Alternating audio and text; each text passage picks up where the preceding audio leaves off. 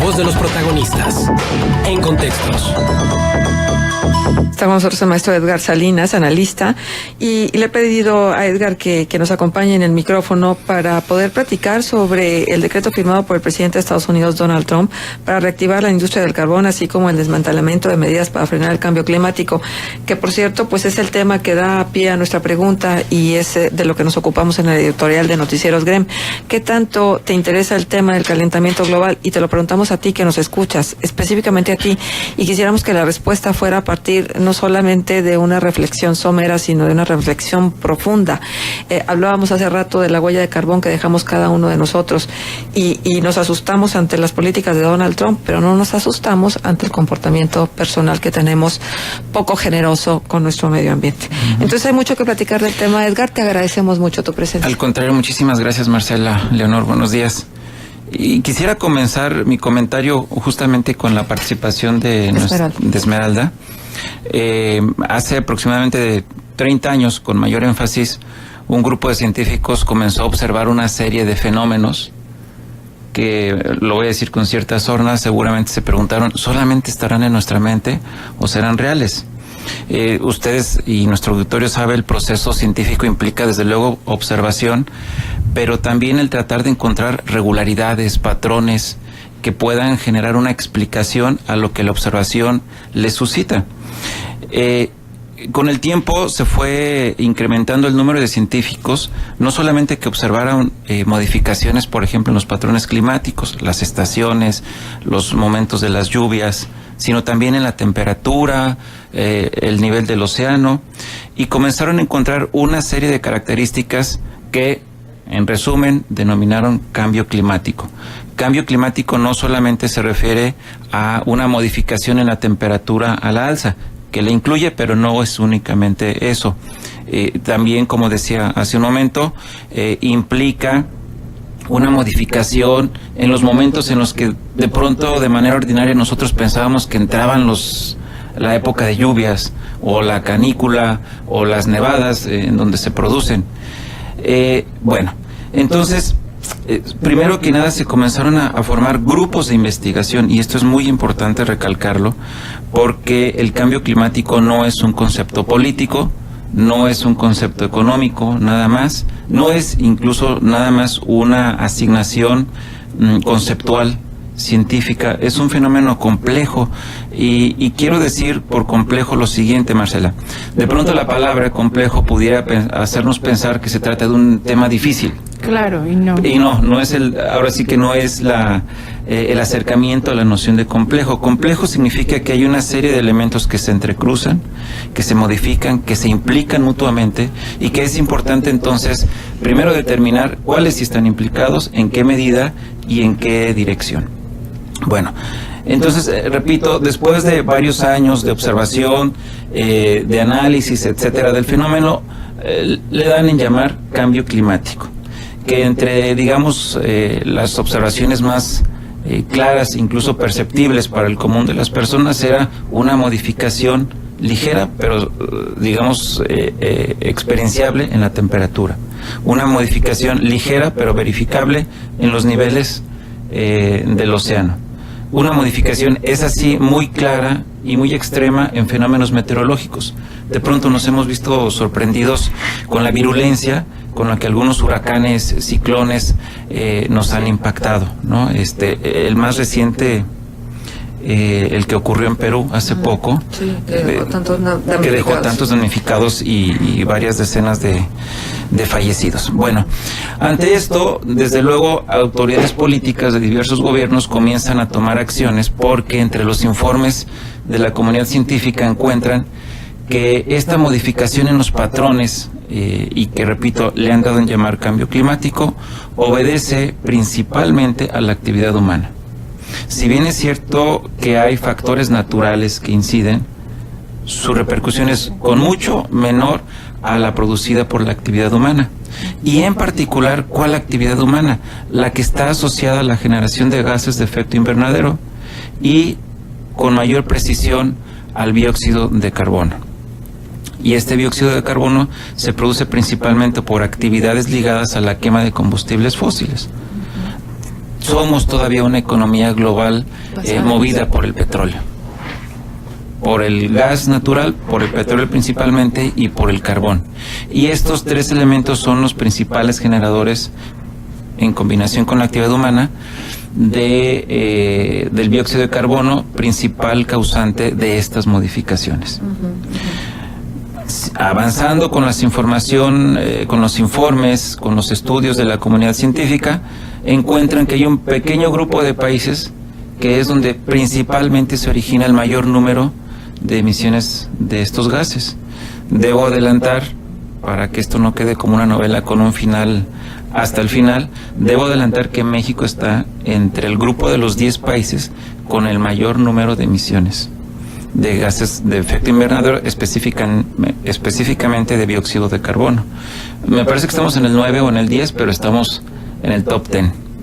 Ahora bien, hay dos países. ¿Resultado de qué actividad particular? ¿Petróleo? Justamente, exactamente. Y bueno, pues hay que recordar que con todo y todo, Pemex aún es la empresa número 12 en tamaño productora de petróleo en el mundo, ¿no? Bueno, pero también hay la actividad industrial, la cantidad de vehículos, exactamente, una combinación de factores que nos ubican allí. También es muy importante. México es un país importante en la producción de carne. En América Latina todavía por debajo de Brasil, de Argentina, pero también es un factor que contribuye desde luego. Bueno, entonces por supuesto, al verse evidenciados este grupo de 10 países, dos de ellos con mayor influencia en la participación de estos gases, que son China y los Estados Unidos. Prácticamente entre ellos generan el 40% de estos gases. Por eso es muy importante dimensionar cuando decimos de que debemos actuar localmente, pero pensar de manera global. Hay que dimensionar también las actuaciones, y por eso la relevancia de lo que hagan o dejen de hacer China y Estados Unidos.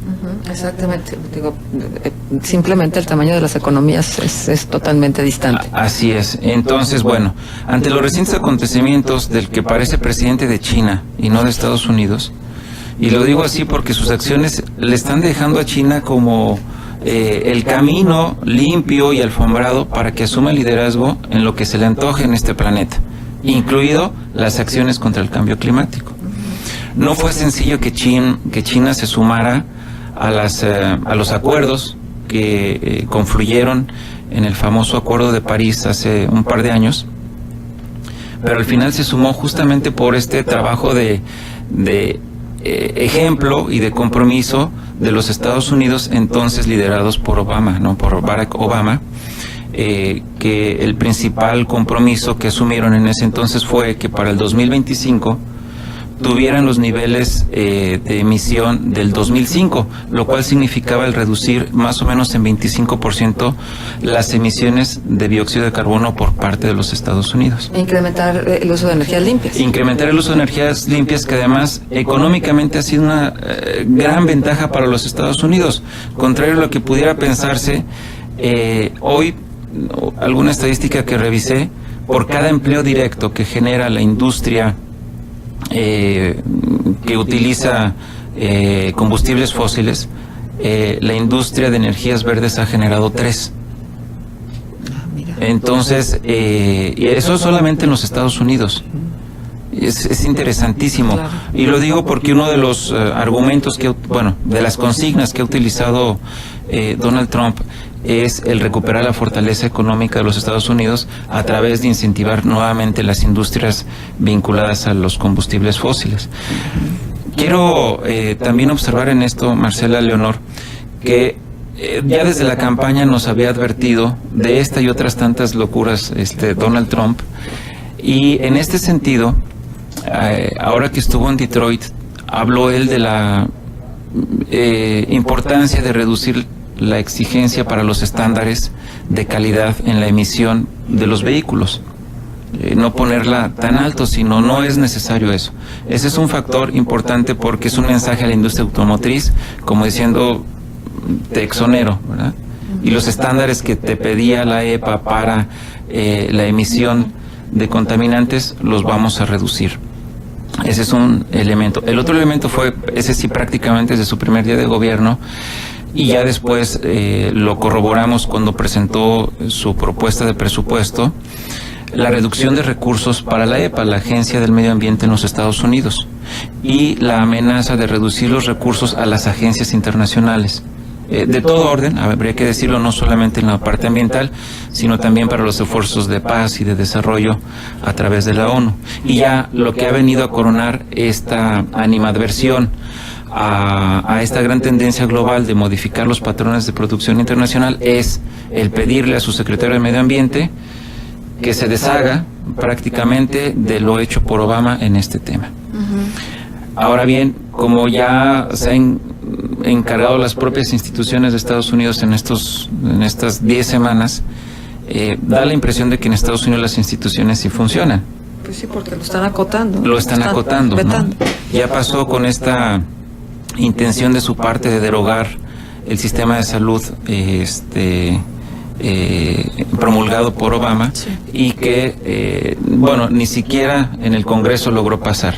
El tema de la prohibición de acceso de personas de ciertos países también. Un tema polémico. Entonces, y no va a ser la excepción, va a ser un tema muy polémico porque legalmente su pluma no puede contra las instituciones de los Estados Unidos. Pero es que además no puede violentar los acuerdos internacionales. Así es, porque va a tener un costo económico y, repito, también geopolítico.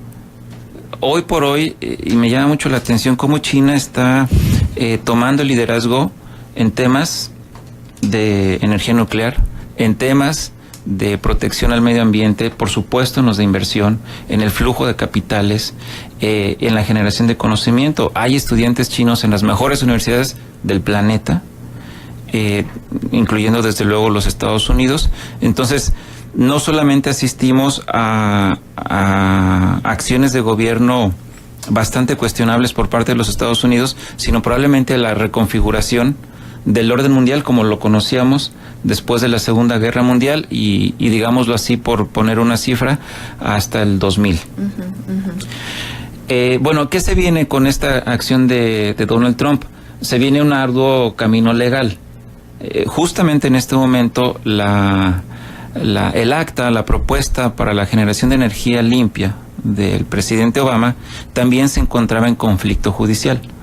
Un grupo de estados y de organizaciones en los Estados Unidos en su momento no estuvieron de acuerdo con lo presentado por Obama y presentaron el caso a las instancias judiciales, que en este momento está, repito, en controversia. Hay otro grupo de estados y de organizaciones que la respaldan. ¿Qué significa esto en el marco de la firma del presidente Donald Trump? Significa, uno, que hay que esperar la resolución de las instancias judiciales respecto a la actual controversia. Dos, ¿qué caminos tiene el secretario de Medio Ambiente de los Estados Unidos? Crear una nueva ley. Pero crear una nueva ley le implicaría reconocer que el fenómeno sí existe. Y es algo que él y el presidente han negado de manera sistemática. Claro. Pero es que eso es lo que me parece increíble, Edgar.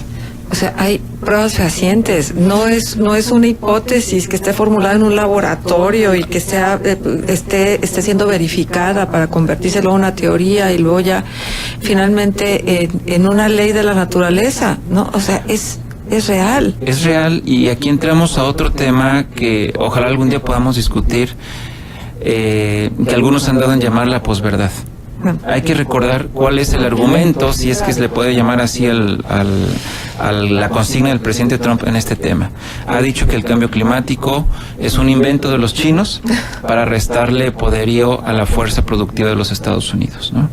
Es increíble que el primer mandatario de la nación más poderosa diga esto. Diga eso, ¿no? Y es que entramos a ese terreno aberrante de que lo que creo es lo cierto. Y cómo han contraargumentado a los datos científicos, claro, presentando lo que ellos llaman datos alternos, ¿no? Así es. Edgar, estamos sobre el tiempo, pero el tema está interesantísimo. Yo creo que amerita que le dediquemos más tiempo y más espacio. te volveremos a invitar. Ojalá que aceptes Encantado la de invitación para seguir platicar platicando con ustedes y con el auditorio. Muchísimas gracias. Creo Al que contrario, nos quedamos ahí buenos con días. pendientes, pero prometemos resolverlos pronto.